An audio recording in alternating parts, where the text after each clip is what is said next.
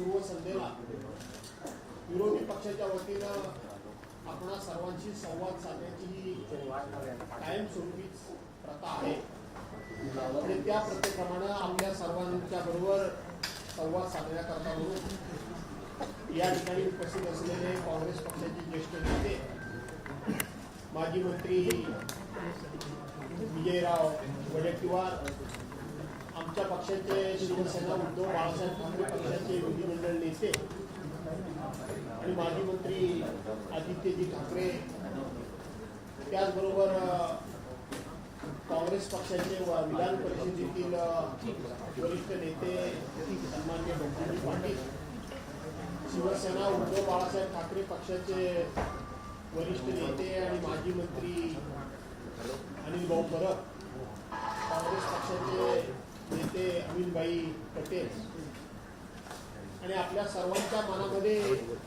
प्रश्न असेल की आमचा महाविकास आघाडीचा तिसरा मित्र पक्ष कुठे आहे. लवकरच ते या ठिकाणी आपली पत्रकार परिषद संपण्यापूर्वी ते या ठिकाणी दाखल होतील. थोडस कामांमुळं आणि थोडासा कम्युनिकेशन गॅप झाल्यामुळं त्यांना थोडा पोहोचण्याकरता वेळ होतोय, परंतु आम्ही सगळे एकत्रित आहोत हे सुरुवातीला त्या ठिकाणी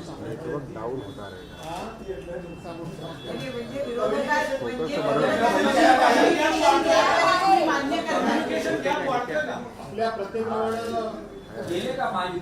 प्रश्नोत्तरही नंतर प्रश्नोत्तर अगोदर नाही. असं आहे की आम्हा सर्वांना चहापानाकरता वैयक्तिकरित्या माननीय मुख्यमंत्री महोदयांचं पत्र आलेलं आहे, परंतु आम्ही त्या पत्रानुरूप त्यांच्या चहापानाला जाणार नाही आहोत. त्यांना ही नेहमीची प्रथा पडली असं आपल्याला वाटत असेल तर तसं अजिबात नाही. मुळामध्ये सत्ताधारी पक्ष म्हणून सत्ताधारी पक्षाचं वर्तन हे सभ्यतेचं असावं लागतं. लोकशाहीचा सन्मान करणार आणि आपल्या देशाची जी राज्यघटना आहे, डॉक्टर बाबासाहेब आंबेडकरांनी लिहिलेलं संविधान आहे, त्या संविधानाचा सन्मान करणारं अशा पद्धतीचं वर्तन, अशा प्रकारची सभ्य वागणूक ही सत्ताधारी पक्षाची असावी लागते. परंतु प्रचंड बहुमत मिळाल्यामुळं सत्ताधारी पक्ष हा मस्तीमध्ये एक प्रकारचा माज आल्यासारखा सत्ताधारी पक्षाचं वर्तन आहे. सत्ताधारी पक्षाचं वर्तन असल्यामुळे खरं तर आम्ही हा त्यांचा प्यायला जात नसतो, तर तो सरकारी तिजोरीतल्या पैशानं खर्च झालेल्या पैशानं मिळालेल्या चहा प्यायला आम्ही जात असतो. परंतु सत्ताधारी पक्षाचं वर्तनच असं आहे की त्या ठिकाणी विरोधी पक्षाचा मान सन्मान राखणं. लोकशाहीमध्ये सत्ताधारी पक्ष आणि विरोधी पक्ष ही दोन्ही लोकशाहीला अभिप्रेत असलेली अंग आहेत आणि लोकशाही मार्गाने निर्माण झालेली ही सत्ताधारी आणि विरोधी पक्ष अशी दोन्ही अंग आहेत. परंतु प्रचंड बहुमत मिळाल्यामुळं, पाशवी बहुमत मिळाल्यामुळं सत्ताधारी पक्षाचं वर्तन हे सभ्यतेचा जिथं मान सन्मान नाही, जिथं सभ्यता नाही, जिथे लोकशाहीचा सन्मान नाही, जिथे घटनेबद्दल आदर नाही, अशा ठिकाणी आम्ही चहापानाला जाणार नाही हे सुरुवातीला आम्ही या ठिकाणी सांगून टाकतो. अर्थात त्याचबरोबर दुसरी जी कारणं आहेत ते आपल्या सर्वांना माहिती आहे की आपल्या राज्याचे एक अत्यंत कर्तबगार आणि तडफदार उपमुख्यमंत्री माननीय अजितदादा पवार यांचा अपघात झाला की तो घातपात झाला अशी संपूर्ण महाराष्ट्राच्या मनामध्ये निश्चितपणे ठाम अशी एक शंका आहे की हा अपघात आहे की घातपात आहे. याबद्दल सरकारची भूमिका ती अत्यंत संदिग्ध आहे. सरकार यावर कुठेही स्पष्ट नाही. त्यामुळे अशा एका महाराष्ट्राच्या जबाबदार नेत्याचं घात की चर्चेच्या वाजते आणि त्या ठिकाणी चहापानाला जायचं नाही अशा प्रकारचा निर्णय घेतला. त्याचबरोबर शेतकऱ्यांची प्रचंड अशी आत्महत्या होत आहेत. या आत्महत्या थांबायला काही तयार नाही. आपल्याला आठवत असेल सभागृहामध्ये माननीय मुख्यमंत्री महोदयांनी वीज दर हे आम्ही कमी करणार म्हणून सांगितलं. त्याचबरोबर आम्ही जे डिजिटल मीटर आहेत घरगुती वगैरे हे आम्ही जबरदस्तीनं लावणार नाही. आणि 4 दिवसापूर्वीच मी माननीय मुख्यमंत्री महोदयांचं स्टेटमेंट ऐकलं की संपूर्ण देशामध्ये हे अशा पद्धतीचे अदानीचे डिजिटल मीटर लावणारं हे देशातलं पहिलं 1 नंबरचं राज्य आहे म्हणून वरती छाती बडवतात. अशा पद्धतीच्या दुहेरी वागणाऱ्या लोकांच्या चहापानाला जायचं नाही. पीक विमा 1 रुपयाचा पीक विमा दिला म्हणून अख्ख्या सगळीकडे आपली पाठ ठोकून घेतली. आणि आपण बघितलं असाल की जवळजवळ शेतकऱ्यांकडून 12,000 कोटी रुपये गोळा केले, पण शेतकऱ्याला मात्र 1 रुपयाचा पीक विमा मिळाला नाही. आणि आता ती सरकारने योजना बंद केलेली आहे. सोलर लाईटच्या संदर्भामध्ये सुद्धा सरकारने खूप मोठा गाजावाजा केला, परंतु आपण बघितलं असाल की जवळजवळ 12,000 कोटी रुपयाचा भ्रष्टाचार सरकारच्या या सोलर लाईट प्रकल्पामध्ये या ठिकाणी आपल्या सर्वांच्या समोर आलाय. आणि म्हणून अशा सरकारच्या चहापानाला जाण्यामध्ये आम्हाला काही स्वारस्य वाटत नाही. माझ्यानंतर माझे सहकारी या ठिकाणी बोलणार असल्यामुळे मी या ठिकाणी जास्त बोलणार नाहीये. परंतु या राज्याचा संपूर्णपणे कायदा सुव्यवस्था या सगळ्या गोष्टीचा बोजवारा उडालेला आहे. हे राज्य आता जवळजवळ उडता पंजाब होते की काय अशी भीती वाटायला लागली, कारण ड्रग्ज या राज्यामध्ये प्रचंड प्रमाणामध्ये विकलाय. आणि त्या घटना त्या ठिकाणी आपण बघतोय. एका जबाबदार मंत्र्याच्या जिल्ह्यामध्ये तालुक्यामध्ये ड्रग्ज फॅक्टरी मिळाली, चर्चा झाली संपूर्ण महाराष्ट्रामध्ये, परंतु कुठल्याही प्रकारची कारवाई झालेली नाही. अशा सरकारच्या चहापानाला मी जावं का हा विचार मी करतोय. आमच्या एका सहकाऱ्यांनी खूप चांगलं सांगितलं की एका बाजूला आम्हाला चहा पाजायचा आणि ह्या देशाची भावी तरुण पिढी ज्यांच्या खांद्यावर ह्या देशाचं उद्याचं नेतृत्व आहे तिला मात्र तुम्ही ड्रग पाजायचा. अशा पद्धतीचा हा विरोधाभास असल्यामुळं आम्ही त्या ठिकाणी जाणार नाही. आपण पाहतो आहोत की राज्याचे मुख्यमंत्री आज गृहमंत्री आहेत, पण त्यांच्याच नागपूरमध्ये अतिशय सगळ्यात वाईट दुर्घटना जर जास्त घडत असतील तर त्यांच्याच नागपूरमध्ये घडत आहेत. त्यामुळं या ठिकाणी त्यांच्या चहापानाला जायचं आमची इच्छा नाही. नुकताच भारत सरकारनं अमेरिकेबरोबर करार जो केला तो पूर्णपणे शेतकरी विरोधी आहे, पूर्णपणे मासेमारी व्यवसाय करणाऱ्या लोकांच्या विरोधात आहे, पूर्णपणे कापूस उत्पादकाच्या शेतकऱ्याच्या विरोधात आहे. आणि अशा विरोधात असलेल्या सरकारच्या चहापानाला आम्ही जावं का तर नाही, हाच आम्हाला उत्तर मिळतं. आज सरकारमध्येच असलेल्या मंत्र्यांच्या दालनामध्ये या ठिकाणी अँटी करप्शनचे लोक धाड घालतात. अँटी करप्शनचे लोक सरकारी दालनामध्ये सरकारच्या मंत्रालयामध्ये एक दालन सील करतात. याचा अर्थ हे सरकार किती भ्रष्टाचाराच्या दलदलीमध्ये गुंतलेलं आहे, किती रुतलेलं आहे याचं आणखीन काय उदाहरण फार द्यायची आवश्यकता नाही. द्यायचं झालं तर संजय क्षीरसागरांचं द्यावं लागेल, द्यायचं झालं तर भरत गोगावल्यांचं सुद्धा द्यावं लागेल, द्यायचं झालं तर अन्य अनेक मंत्र्यांचं उद्घाटन या ठिकाणी द्यावं लागलं. द्यावं लागलं तर योगेश कदमांचं सुद्धा द्यावं लागेल. 30 वर्ष स्वतः वडील गृहराज्यमंत्री, मंत्री स्वतः विद्यमान गृहराज्यमंत्री, आणि त्यांच्या बारवर डान्स त्या ठिकाणी रेड पडते आणि तिथं महिला नाचतात. अशा मंत्र्यांच्या बरोबरीनं चहा प्यायला जाणं हे आम्हाला काही योग्य वाटत नाही, म्हणून आम्ही या ठिकाणी जाणार नाही आहोत. त्याचबरोबर आज आपण बघितलं असेल तर शेतकऱ्यांना कर्जमाफी देतो म्हणून सांगितलं, पण अद्यापपर्यंत कर्जमाफीचं नाव नाही. लाडक्या बहिणींची सरसकट त्यावेळेला त्यांना पैसे देऊन सरसकट मतं घेतली, आणि आता मात्र लाडक्या बहिणींमुळे आमचं राज्य कर्जबाजारी होते असं सांगतात. 9,32,000 कोटी रुपयाचं कर्ज राज्याच्या डोक्यावर आहे. आम्ही स्पष्टपणे सांगतो की आमच्या लाडक्या बहिणींच्यामुळं हे राज्य कर्जबाजारी होत नाहीये. त्यावेळेला 2,53,00,000 महिलांना पर मंथ 1,500 रुपये दिले. आता त्यातल्या 57,00,000 महिला वेगवेगळी कारणं काढून कमी केलेली आहेत. काही महिलांनी केवायसी केली नाही म्हणून 31 मार्च पर्यंत मुदतवाढ दिली म्हणून सांगितली, पण त्यांना महिना मिळणारे 1,500 रुपये पूर्णपणे बंद करण्याचं काम या सरकारने केलेलं आहे. त्यामुळं या सरकारच्या चहापानाला जाण्यामध्ये तथ्य नाही.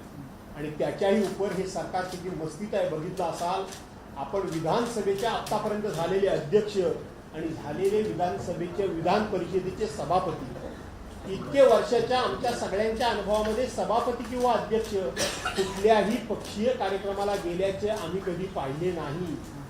संकेतच मुळात असे आहेत की ज्या दिवशी ते सभापती किंवा अध्यक्ष होतात त्या दिवशी जरी ते पक्षाचे असले तरी ते पक्षाचे राहत नाही. त्यांचं वागणं, त्यांचं वर्तन, त्यांची कार्यपद्धती ही निपक्षपाती असली पाहिजे. परंतु आताचे विधानसभेचे अध्यक्ष तुम्ही बघितलं असाल, निवडणूक निर्णय अधिकाऱ्याच्या कार्यालयामध्ये जातात, गळ्यामध्ये पक्षाचा पटका टाकतात आणि खुलेआमपणे सांगतात की ह्या समोरच्या बसलेल्या माणसाची सिक्युरिटी काढून घ्या. कुणी अधिकार दिलाय ह्यांना? आणि ती सिक्युरिटी काढून घेण्याचं काम ते करतात. खुलेआमपणे पटका घालून ते प्रचार करतात, खुलेआमपणे ते पटका घालून मिरवणुकीमध्ये सामील होतात. आणि त्याचबरोबर अलिबागचं जमीन प्रकरण मी भांडणं सोडवायला गेलो म्हणून सांगतात. खरं ते भांडणं सोडवायला गेले होते की भांडणं लावायला गेले होते? खरं ते गरिबाची जमीन गरिबाला ताब्यात द्यायला गेले होते की जमीन हडप करायला गेले होते? याचा शोध सरकार घेणार नाही. कारण माहिती आहे आम्हाला, हे सरकार हे प्रत्येकाला गुन्हे करायला लावतं आणि त्यांना क्लीन चिट देणारं हे सरकार आहे. अशा या सरकारच्या पंक्तीला जावं, अशा ह्या सरकारच्या मांडीला मांडी लावून बसावं. जे सरकार घटना मानत नाही, जे सरकार संविधान मानत नाही, जे सरकार संविधानिक पदाला महत्व देत नाही, जे सरकार या लोकशाहीमध्ये विरोधी पक्ष हा संख्येनं मोठा आहे की लहान आहे पण त्याचा मान सन्मान राखला पाहिजे याचं त्यांना भान राहत नाही. अशा लोकांच्या बरोबर जाऊन चहापाणी आम्ही करायचं नाही हा आमचा निर्णय केलेला असल्यामुळं आम्ही संध्याकाळच्या चहापानावर लोकांकरता, जनतेकरता, कामगारांकरता, विद्यार्थ्यांकरता, महिलांकरता, आमच्या बेकार रोजगार करता आम्ही त्यांच्या चहापानावर बहिष्कार टाकतो.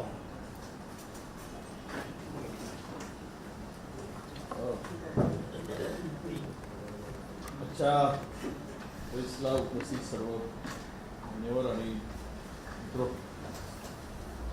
महाराष्ट्र एक स्लोगन होतं की कुठे नेऊन ठेवलाय महाराष्ट्र माझा, आणि त्या भरोश्यावर त्यांनी सत्ता मिळवून शेष नागाच्या जसे कृती असं ते आख्यायिका आहे त्याप्रमाणे कुंडली मारून असते, ऐका वेळावर नागोबा सारखी सगळी परिस्थिती. महाराष्ट्र कुठे आहे? महाराष्ट्रातला शेतकरी कुठे आहे? महाराष्ट्रातला बेरोजगार कुठे आहे? महाराष्ट्रातली गुंतवणूक कुठे आहे?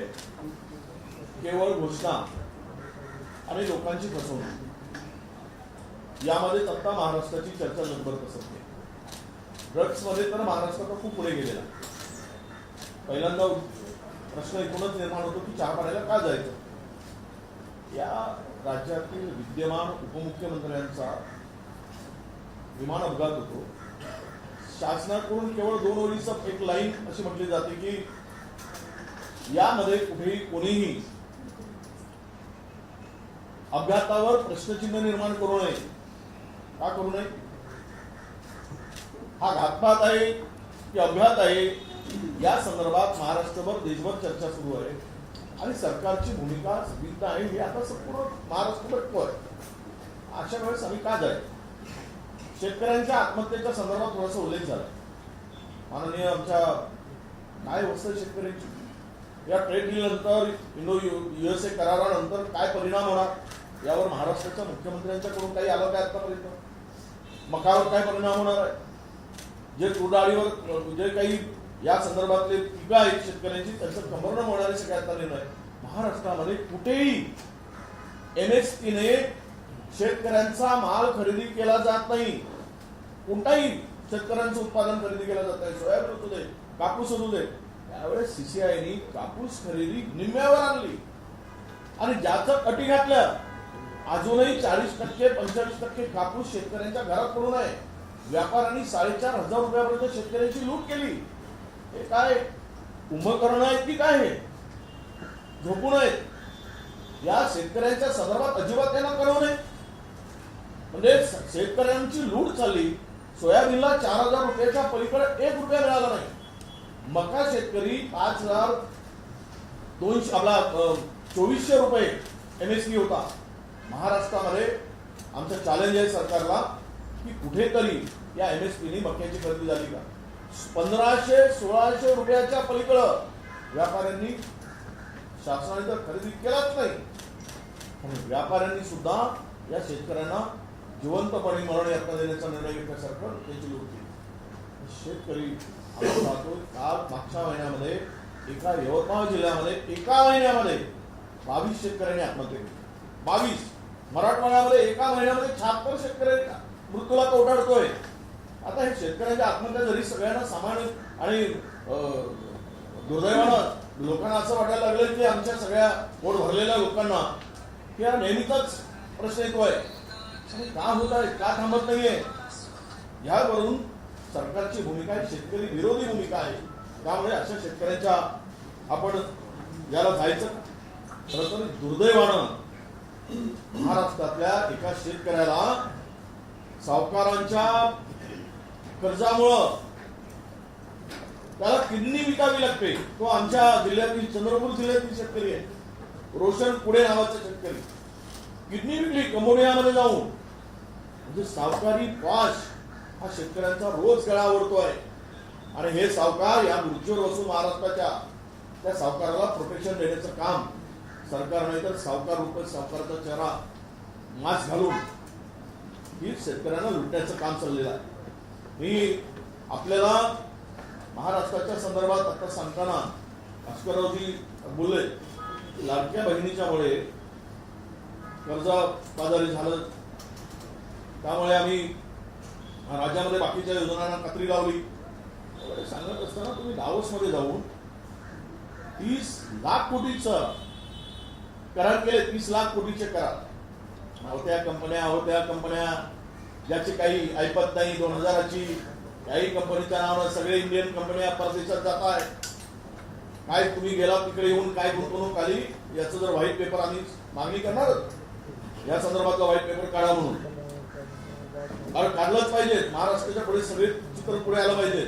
एवढं जर होत असेल तर मग महाराष्ट्रातील या आमच्या लाडक्या बहिणींना 1,500च्या ठिकाणी 3,000 का देत नाही. एवढी मोठी गुंतवणूक येत आहे आणि लाडक्या बहिणीच्या नावाने देताय 1,500 आणि कर्जबाजारी झालंय म्हणून तुमचे मंत्री सांगतात कर्जाच्या विळख्यात महाराष्ट्र सापडलाय म्हणून. हे सगळं जे ढोंग आहे हे ढोंग सगळं आहे याच्यासाठी आहे की महाराष्ट्र हा लुटला जातोय. प्रचंड भ्रष्टाचारामुळे महाराष्ट्र लुटला जातो. आणि म्हणून ज्यामध्ये कमिशन खोरी महाराष्ट्रामध्ये सरळ 20% 25%वर जात असेल, ज्या एखाद्या कामाचे कंत्राटचं टेंडर पब्लिश होतो आणि पब्लिश झाल्यानंतर त्या टेंडरला 2 महिन्याची एक्सटेन्शन दिलं जातं आणि त्याच ती कास्ट ही 1.5 वाढवून पुन्हा तेच टेंडर प्रकाशित होऊन एका विशिष्ट माणसाला दिलं जातं. महाराष्ट्रामध्ये तर सर्व कामं मॅनेज करून दिली जातात. कुठल्याही कामामध्ये स्पर्धा होत नाहीये, कॉम्पिटिशन होत नाहीये. सर्व कमिशन घेतले की कामं वाटले जातात. बोट ठेवेल त्याला जो अधिकचं कमिशन देईल त्याला ते काम मिळेल. बोली लागलेली आहे महाराष्ट्रामध्ये. बोली जे लिलाव होतो तशा प्रकारची लिलाव चालला की काम हवं असेल मग तू 15% देतो काय, चल बोल तू किती देतो 20%, चल 22% फायनल तुला काम मिळालं. ही पद्धत महाराष्ट्रात कधी पाहिली? एवढी लूट महाराष्ट्रामध्ये कधी पाहिली? आणि म्हणून हे महाराष्ट्र आज कर्जबाजारी झालेला आहे. महाराष्ट्रातील कर्जाच्या विळख्यात सापडण्याचं मुख्य कारण आपल्याला हे दिसत आहे. कोण सुरक्षित आहेत महाराष्ट्रामध्ये? काय याच्या पाण्यावर जायचं? कशाला कोण बघायला जायचं? छोट्या बालिकेवर अत्याचार झालेले किती प्रकरण आहे. बदलापूरच्या मध्ये तर खुद्द 6 आरोपीला त्यांनी सुखरूप सदस्य करायचं. अरे थोडी तरी लाच ठेवा, जनाची नाही तर मनाची तरी. आपण काय करतो? छोट्या मुलीच्या लैंगिक शोषणामध्ये असलेल्या 6 आरोपीला तुम्ही त्याला सुखरूप सदस्य करताय, नगरसेवक करताय. यावरून तुमच्या कार्यपद्धतीचे महाराष्ट्र तमाशा बघतोय हे सिद्ध होत आहे. अशांच्या चहा पाण्याला आपण जायचं का? हा खरा प्रश्न आहे. पोलीसचे प्रकरण आता रोजचेच झाले, त्यामुळे अधिक बोलण्याची गरज नाही. यामध्ये आपल्याला केंद्राकडून काय मिळत आहे, काय ऐकत आहे यांची? महाराष्ट्राला आज मदतीचा प्रस्ताव यांनी पाठवला आणि 29,000 कोटीच्या मदतीचा प्रस्ताव डिसेंबर पासून त्यांच्याकडे पडून आहे. अरे जे द्यायचं ते तरी द्या. लगेच गुजरातमध्ये काही झालं की लगेच मिळतात पैसे.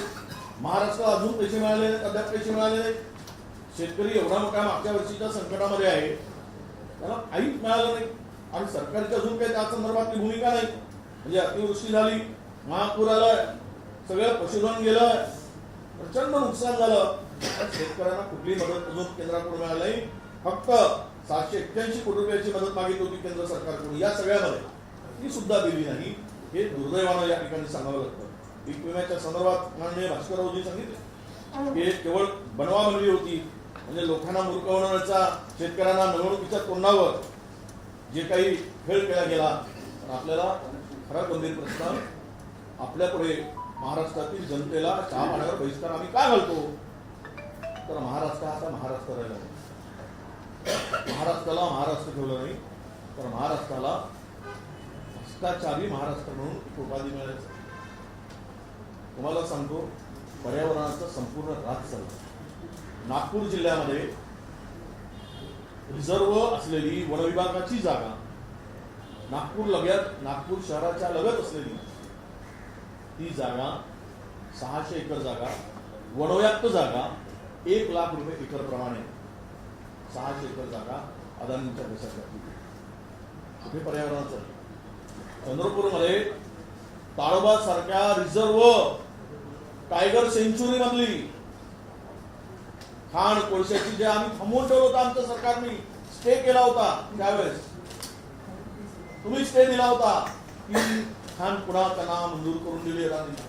म्हणजे माणसाला आता महाराष्ट्रात त्यांनी हवा विकली, पाणी विकताय, जमीन विकताय आणि आता शुद्ध हवाई यांनी अदानींना विकायचं ठरवलंय. काय असं सुद्धा आता पुढच्या वेळेस आपल्याला सुद्धा घेताना त्यावर चार्ज अदानी लावतील, अशा प्रकारची परिस्थिती निर्माण झाली.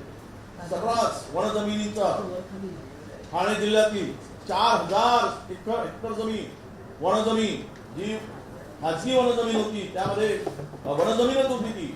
मग एका व्यक्तीने त्यावर दावा केला, केस आपल्या इकडे सुनावणी झाली आणि ती जमीन, वन विभागाची जमीन मूळ मालकाला परत देण्याचा निर्णय झाला. त्यावर वनमंत्री गणेश नाईक यांनी सांगितलं, मी खात्याचा मंत्री आहे, 1 इंच सुद्धा जमीन देऊ देणार नाही. तोपर्यंत सगळे व्यवहार झालेले होते, कोणी केले सगळ्यांना माहित आहे आणि ते परत त्याला स्टे दिला गेला. सर्वात जमिनीचे वाटप महाराष्ट्र तुकडे करून वाटप करण्याचं काम सुरू आहे आणि महिला भगिनी कोणी सुरक्षित नाही. सोडा, छोट्या छोट्या बालिकेवर झालेले अत्याचार इतके प्रचंड मोठे आहे, त्यावर सरकारची कुठे गंभीरताच दिसत नाही. गृह खातं निद्रावस्थेमध्ये असल्यासारखं वाटायला लागलं. आता काही कुठे दिसायलाच कारण नाही, भाग राहिलाच नाही आरोपीवर, म्हणजे गुन्हेगारावर. सगळ्या गुन्हेगारांना सोबत घेऊन राज्यातील मंत्रिमंडळ जर फिरत असेल, त्याला प्रोटेक्शन देत असेल, तर ते गुन्हेगारांची हिंमत वाढणार. आणि त्यामुळं महिलावरील अत्याचार, आज मी तुम्हाला सांगतो, माझ्या सुधीर मुनगंटीवारच्या मतदारसंघातील चंद्रपूर माझ्या जिल्ह्यातील बल्लारपूर तालुक्यातील एक छोटस गाव आहे, गिलविली नावाचं गाव. तिथील सरपंच शासकीय मिटिंगला गेलेली होती 5 वर्षापूर्वी, 4 वर्षापूर्वी, म्हणजे आता 3.5 वर्ष झाली. ती सरपंच घाट ही लापता झाली, अद्याप सरपंच सापडलीच नाही. सरपंच, महिला सरपंच, 35 वर्षाची महिला सरपंच लापता झाली. ती ट्रायबल समाजाची, आदिवासी समाजाची. कुठे गेली? पोलिसांच्या घरी नवऱ्याने चक्करा मारून लहान लहान मुलांना घेऊन बाहेरचे चप्पल घासले गेले, पण मिळत नाही. हे उदाहरण दिलं. आज महाराष्ट्रामध्ये अशा 1,57,000 महिला मुली लापता आहे. कुठे आहे महाराष्ट्र? कशाला यांचं कोण बघायला चहा पाण्याला जायचं?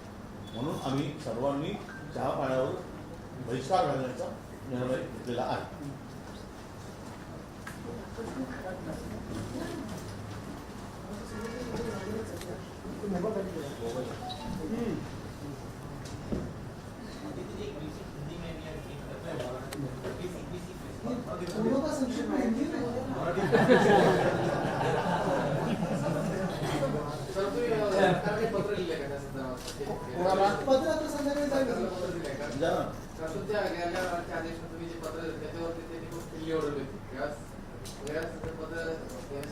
पत्रातला मजकूर वाचा म्हणून स्पेलिंग काय झालंय? त्यांनी नाही, खिल्ली उडवण्याचं जे बोलतो ना आपण, सगळं काही गमती गमतीवर चाललेलं आहे.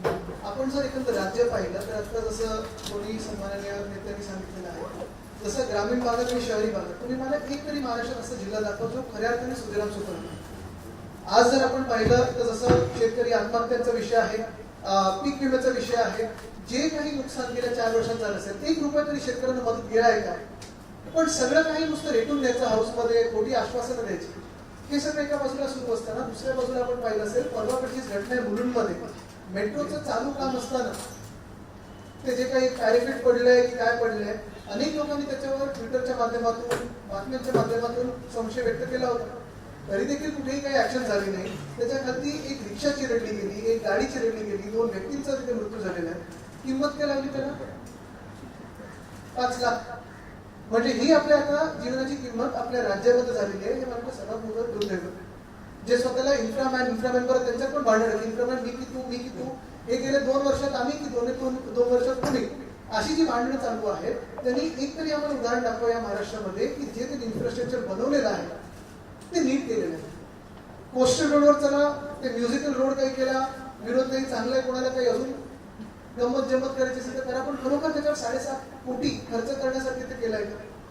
तसंच जर आपण पाहिलं तर तो MMRDने एक जबरदस्त पूल केलेला आहे, ते जगात तो 8वा वंडर होईल असं बॅटच्या शेपमध्ये. आता असं जर पूल कोण करत असेल तर खरंच ते पूल त्याच्यावर तेवढा खर्च करण्यासारखं आहे का? त्याच्यावर चौकशी काही पुढे झाली आहे का? चौकशी काही झाली आहे का? आणि हे सगळं होत असताना चालू कामांमध्ये, म्हणजे तुम्ही पाहता दिल्लीमध्ये कोणीतरी त्या गटारात जाऊन पडलं, दुसरीकडे कुठेतरी अजून कशात तरी जाऊन पडलं, इथे मुलुंडमध्ये वरतून काही पडते. मग आयुष्य जगायचं कसं? कोणी शेतकरी असताना तुम्हाला तुमच्या शेतमालाला काही भाव मिळत नाही, पीक विम्याचं तुम्हाला मदत मिळत नाही, हे सगळं एका बाजूला. शहरी भागात नोकऱ्या नाहीत, बरं जे नोकऱ्या शोधतात किंवा जे कोणी नुसतं चालतात रस्त्यावर त्याच्यावर इन्फ्रास्ट्रक्चर मॅनचं काहीतरी वजन पडतं आणि खालती ते चिरडले जातात. मग नेमकं हे राज्य चाललंय तरी कोणासाठी आणि कशासाठी? मंत्रालयात धाडी पडून जाता, स्वतःच्या ऑफिसमध्ये तुम्हाला पाहतोय की तिथे भ्रष्टाचार बघायला मिळतं. हे सगळं जे काही चाललेलं आहे, ठीक आहे, तुमचं बहुमताचं सरकार असेल, तुम्ही सगळं रेटून देत आहात. स्पीकरची बाहेर दादागिरी आपण पाहतोय, जे अध्यक्ष आहेत त्यांचं जो काही पुढं कार्य असतं ते त्या हाऊसमध्ये असतं, बाहेर दादागिरी चालू शकत नाही. आणि कोणाचं तरी संरक्षण काढून घेणं, म्हणजे नेमकं चाललंय तरी काय या राज्यात आणि चाललं तरी कुठे?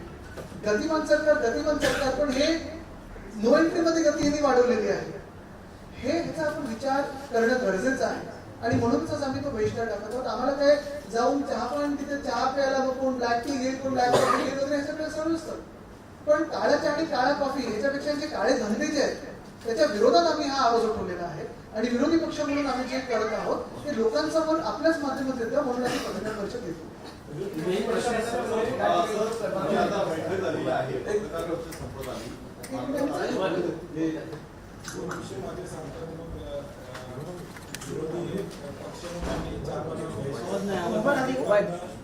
सांगितलेलं आहे त्यातलं दुसरं एक कारण आहे बेरोजगारी. महाराष्ट्र राज्याचा जो आर्थिक इकॉनॉमिक सर्वे आलेला 2025चा, त्यामध्ये 70 लाख युवक आणि युवतींनी बेरोजगार म्हणून नोंद ऑनलाईन रजिस्टरमध्ये घेतली. म्हणजे बेरोजगारी किती या राज्यामध्ये वाढलेली आहे हे याचं चित्र या ठिकाणी स्पष्टपणे त्या ठिकाणी बांगलादेश. तर आता हे नोंद झालेले. त्याचबरोबर शक्तीपीठ महामार्ग, जो गरज नसलेला महामार्ग, 86,000 कोटीची व्हॅल्यू आज 1,02,000 कोटीवर या ठिकाणी गेलेले, अजून काहीच होत नाही. परभणीपासून 12 जिल्ह्यामध्ये या शक्तीपीठ महामार्गाला विरोध आहे. गरज नसलेला हा महामार्ग आहे, त्याच्या संदर्भात सर्व शेतकऱ्यांनी भूमिका घेतलेली आहे, परंतु शासन त्याच्या संदर्भात कुठलाही विचार या ठिकाणी करताना प्रामुख्यानं दिसत नाही. अशा सगळे विषय आहेत की जे महाराष्ट्राला हिताचे नाहीत, महाराष्ट्र विरोधी विषय या सरकारच्या माध्यमातून या ठिकाणी चालत आहेत. आज झिरवळांच्या ऑफिसवर या ठिकाणी अँटी करप्शनची रेड होती. तर मी सुद्धा सांभाळलेला आहे. मुख्यमंत्र्यांच्या कानावर घातल्याशिवाय एसीबी मंत्रालयात पाऊल टाकणार नाही. नाहीतर मग एसीबी एवढी स्वतंत्र झाली असेल तर मी एसीबीचा जाऊन सत्कार करणार. म्हणजे अँटी करप्शन ब्युरो एवढी जर सक्षम झाली असेल या राज्यात तर आम्ही विरोधी पक्ष जाऊन त्यांचा सत्कार करणार आहोत की स्वतंत्रपणे ते या राज्यामध्ये निर्णय घेऊ शकतात. मंत्रालय हे महाराष्ट्रातल्या तमाम 13 कोटी जनतेचं प्रतिनिधित्व करतं. त्या मंत्रालयात एसीबी या ठिकाणी धाड घालते. हे वरचं अप्रुव्हल असल्याशिवाय नाही. त्यामुळे मुख्यमंत्र्यांना माझी विनंती आहे, राष्ट्रवादीला कॉर्नर करायसाठी ही धाड होती का खरंच या महाराष्ट्राची इमेज सुधारण्यासाठी होती?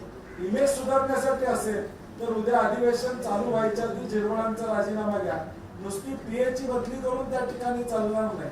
एक रेष ओढली की 1 लाख रुपये, फुलस्टॉप लावला की 50,000 रुपये, अशी सांकेतिक भाषा ही ज्या भ्रष्टाचारात वापरली गेली, ह्या सगळ्या मुद्द्याला या ठिकाणी आम्ही विरोध म्हणून या ज्ञापनावर बहिष्कार.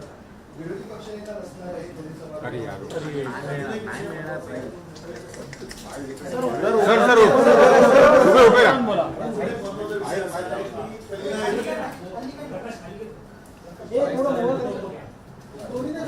माझा आवाज कलिनाची 8 एकर जमीन जी हवामान खात्याची होती ती जमीन अदानीने दिली गेली आणि त्या जमिनीच्या बदल्यात पनवेलला आता कार्यालय उघडलं. आपल्याला माहिती आहे की हवामान खात्याचा अंदाज कुलाबा आणि सांताक्रूज या 2 ठिकाणावरून मुंबई शहराला उपलब्ध होतो. आता कुलाब्याची ते आपलं आहे सेंटर ते चालू आहे, पण उपनगरासाठी जे सेंटर होतं ते आता पनवेलला नेलेलं आहे. त्यामुळे उपनगराला आता हवामान खात्याचा अंदाज कसा मिळेल आणि ही 8 एकर जमीन अदानींना का दिली याबद्दल देखील फार मोठा प्रश्न आहे. हा देखील मुद्दा या अधिवेशनामध्ये आम्ही आणतो. अनेक भ्रष्टाचार तुम्ही सांगितलेले बहुतेक ठिकाणी भ्रष्टाचार नसल्यामुळे याला आवाज त्याच्यासाठी आमचा पहिला मुद्दा हाच आहे आणि गेले 2 अधिवेशन आम्ही मागत आहोत की एवढं बहुमताचं सरकार असताना विरोधी पक्ष नेत्याची एवढी भीती का असावी भाजपला, हा प्रश्न आहेच. आणि म्हणून वरच्या अवस्थेत असेल म्हणजे विधान परिषद आणि विधानसभेत दोन्हीकडे आमच्या जी मागणी केलेली आहे त्याला त्यांनी इतर उत्तर द्यावं किंवा नाही, पण या विषयावर सरकार काही कायदा करणार अशी विरोधी पक्षाची माहिती आहे. अजून तरी आमच्या आवश्यक एक ठराविक संख्याबळ असावं निवडून आलेल्या आमदारांचं. तुमची एवढी संख्याबळ असताना एका विरोधी पक्ष नेत्याला का घाबरता तुम्ही? एवढं संख्याबळ आहे ना बहुमताचं? नाही, एक स्पेसिफिक प्रश्न आहे. या अधिवेशनात सरकार विरोधी पक्ष नेतेपदाबाबत काही नवा कायदा आणण्याच्या तयारीत आहे का? आवश्यक संख्याबळ असणं आमदारांचं अशी काही विरोधी पक्षाकडे माहिती आहे का? याचं उत्तर हेच आहे की विधेयक आणणं की न आणणं हे त्यांचं काम असतं. पण आमचा प्रश्न हाच आहे की आतापर्यंत जी प्रथा आहे किती काही आकडा असला तरी विरोधी पक्ष नेते पद हे दिलं जायचं आणि विरोधी पक्षाला तो सन्मान देणं ती जबाबदारी त्यांच्या टाकली जाईल. हे जे पद आहे ते कुठच्याही सन्मानापेक्षा मोठी जबाबदारी विरोधी पक्ष नेत्यांना. लोकांचा आवाज, जनतेचा आवाज तिथपर्यंत पोहोचवण्याची जबाबदारी असते. हाऊसमध्ये त्यांना काही प्रिव्हिलेजेस असतात, कधीही ते उठून बोलू शकतात, विषय मांडू शकतात. तर एवढी भीती भाजपच्या मनात का आहे हा एक विषय नाही, पण प्रत्येक अधिवेशनात गेल्या 2 ते 3 अधिवेशनात तुम्ही मुख्यमंत्र्यांना पत्र दिलं, तुम्ही तुमचं शिष्टमंडळी जाऊन मुख्यमंत्र्यांना भेटला, शिष्टपणा कोण करतं तुम्ही विचार करा. विधानसभा अध्यक्षांना भेटला, पण कार्यवाही काही होत नाहीये. तर तुम्ही काही जे विधानसभा अध्यक्ष त्यांच्या जे काही कार्य हे आहे त्याच्या बाहेर जाऊन कोणाचं संरक्षण काढू शकतात, अलिबागमध्ये जाऊन तिकडची भांडणं सोडू शकतात. इकडचा एक छोटा विषय तर सोडूच शकतात. ही एवढीशी अपेक्षा आमची छोटी. पण एकीकडे सगळ्यात महत्वाचं म्हणजे की मध्यंतरी चर्चा चालू होती की विरोधी पक्ष नेता असेल कोण, ते पत्र द्यायला उशीर झाला. बिलकुल नाही, बिलकुल नाही. आम्ही तुमच्यामध्ये माझा प्रश्न असेल की तुमच्यामध्ये कम्युनिकेशन गॅप आहे का? आजच्या बैठकीचं जर निमंत्रण राष्ट्रवादीला उशिरा जात असेल तर तुमच्यामधल्या कम्युनिकेशन गॅपमुळे सगळं घडतंय. नाही, अधिवेशनाची स्ट्रॅटेजी ठरवायला एनसीपी नाही. पहिलं त्याचं उत्तर त्याच वेळी आपल्याला आठवत असेल ज्या वेळेला आमचं पहिलं अधिवेशन झालं तेव्हाच आमचं नाव ठरलं होतं आणि ते पत्र तसंच आहे काय म्हणजे असं 3दा आम्ही दिलेलं होतं. राष्ट्रवादी शरद पवार गट हा महाविकास आघाडीमध्ये आहे की नाही रिलीज झाल्यामुळे आज पण येऊ शकले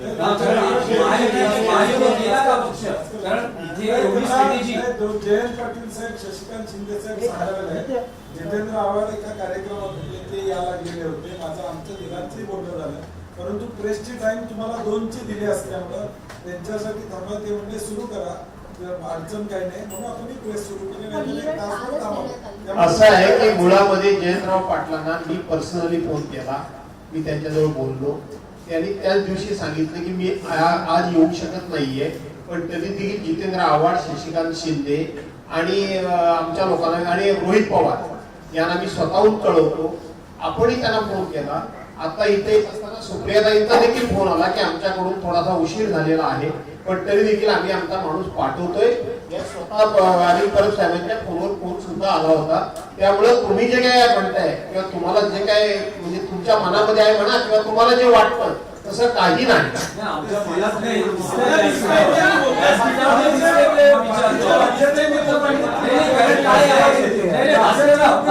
एक विषय असा आहे की दोन्ही राष्ट्रवादी काँग्रेसचं विलिनीकरण होणार आहे आणि त्यानंतर असं आहे की हा आमचा विषय नाही. आमचा विषय हा आहे की चहापानावर आम्ही तिन्ही पक्षाचा बहिष्कार टाकतो. हा आमचा विषय आहे. नाही भास्करराव, दोन्ही एनसीपीचं विलिनीकरण होणार आहे आणि त्यानंतर कदाचित एनसीपी एनडीए बरोबर जाऊ शकते, महायुतीत जाऊ शकते, म्हणून आम्ही तुम्हाला हे विचारतो. हा आमचा विषयच नाही. आजचा आमचा विषय चहापानावर बहिष्कार आम्ही का टाकतो. चला, तुमचा हा विषय नसेल तर आणखी एक महत्वाचा विषय आहे की पुणे मुंडवा जमीन घोटाळ्या प्रकरणात यंदा तरी विरोधी पक्ष अधिवेशनात काही अजेंड्यावर हा विषय घेणार आहे का? कारण गेल्या अधिवेशनात विरोधी पक्षाच्या अजेंड्यावर हा विषय नव्हता. मला प्रश्न पूर्ण करू द्या. आणि त्यात विषय असा आहे की या जमीन घोटाळ्याचा अहवाल महसूल मंत्र्यांकडे टेबल झालेला आहे, ज्यात पार्थ पवारांना क्लीन चिट दिल्याचं म्हटलं जात आहे. तर आता या अधिवेशनात विरोधी पक्षाची पुणे मुंडवा जमीन घोटाळा प्रकरणात काय भूमिका असणार आहे? जी लोकहिताची गोष्ट आहे, जो नाहिरे वर्ग आहे त्या नाहिरे वर्गाचा आवाज म्हणजे विरोधी पक्ष आहे. आणि म्हणून आम्हाला दिलेल्या वेळेमध्ये किंवा आम्हाला सभागृहामध्ये बोलण्याची संधी ज्या ठिकाणी ज्या वेळेला मिळेल, तुम्ही बघता सध्या विरोधी पक्ष याला किती कमी लेखायचं. विरोधी पक्ष हा संख्येनं कमी असल्यामुळे काही त्याचा किती उपमुर्द करायचा हे तुम्हाला सगळ्यांना माहिती आहे.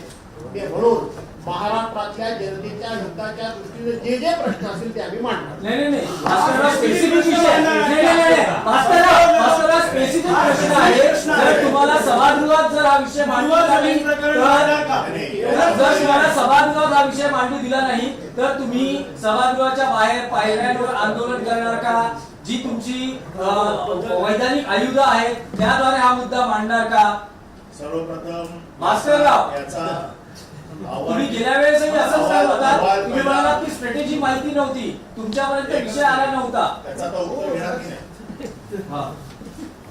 अहवाल तर येऊ देत, अहवालात काय लिहिलं ते तर बघू देत, आणि मग अहवालात त्याचा काय उल्लेख आहे, त्याला क्लीन चिट दिली आहे की नाही दिली आहे हे तर पहिलं तपासून बघू देत. हे तुमचे सगळे प्रश्न प्रीमॅच्युअर आहे. नाही, पण जमीन घोटाळा झाला आहे असं विरोधी पक्षाला वाटतं का? मी आरोप तर केलेले आहेत. म्हणजे जमीन घोटाळा झालेला आहे. सरकारने समिती नेमली आहे.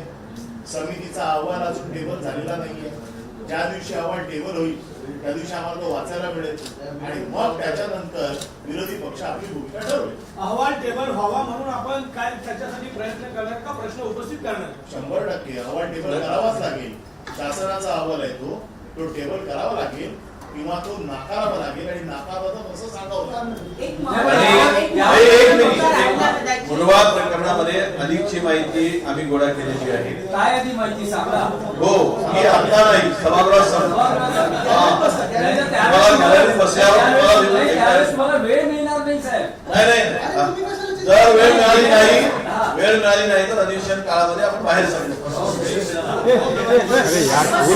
विभागाच्या 75 फायलिंगचा मुद्दा विभागाने म्हटलेला आहे.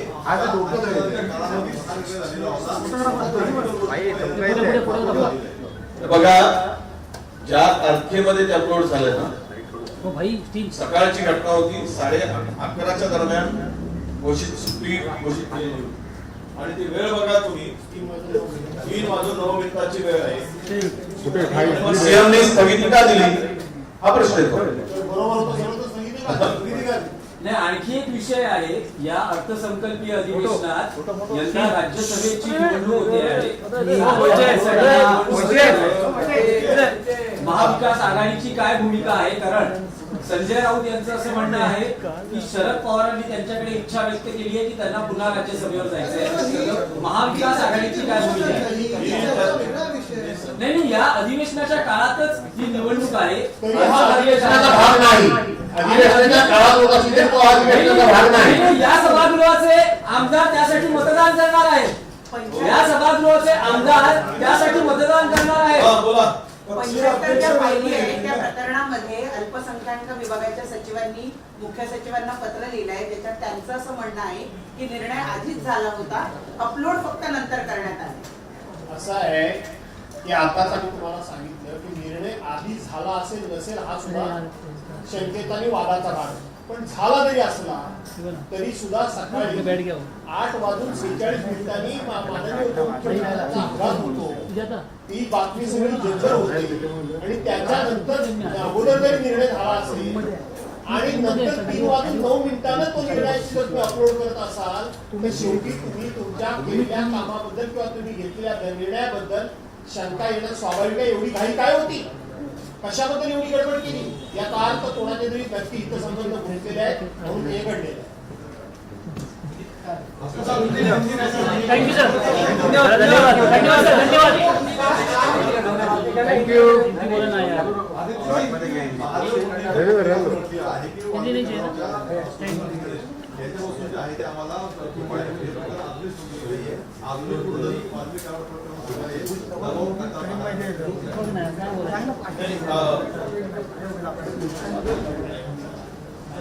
खरं तर महादेव मुंडेच्या मुलांना सुद्धा मारला झाला, 2 मुलांना. आणि काल देशमुखांनी असं सांगितलं की तो आरोपी कृष्ण आहे तो त्या गावाला 2-3दा येऊन गेलेला. हे प्रकरण पाहिजे तेवढं सोडलं फार गंभीर आहे आणि सगळ्यांची माहिती आहे. आपण या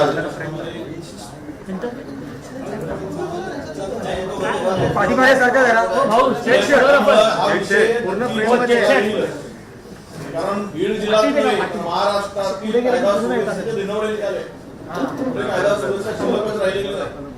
त्यामुळे तो ओघाने तो विषय येणार आहे आणि मांडणार आहे. की जर अजित पवार असते तर ते माझ्या पाठीशी खंबीरपणे उभे राहिले असते आणि हे बोलताना त्या दिवशी भाऊक सुद्धा होताना दिसतात. विरोधी पक्षावरती आवाज उठवणार. असं आहे की अजितदादांचं नेतृत्व खंबीर होतं, कणखर होतं, निर्भीड होतं, निर्भय होतं, म्हणूनच त्यांना लवकर या ठिकाणी घात की अपघाताला सामोरं जावं लागलं का, हा लोकांच्या दृष्टीने अत्यंत महत्वाचा प्रश्न आहे. राममोहन नायडू यांचा हात या सगळ्यामध्ये आहे अशा पद्धतीचा दावा जो आहे. राममोहन नायडू जे हवाई उड्डाण मंत्री आहेत केंद्रीय, चौकशी व्हावी म्हटलं. आमचं म्हणणं तेच आहे, या सगळ्या आरोपाची चौकशी व्हावी. धनंजय मुंडे आणि या पलीकडं अनेक लोकांच्या नेत्यांच्या डोळ्यातील भाव हा घात की अपघात हे दाखवत आहे. ते डोळे सांगतात कोणाची नजरा कोणी चोरल्या वगैरे. Thank you sir. थँक्यू. थँक्यू.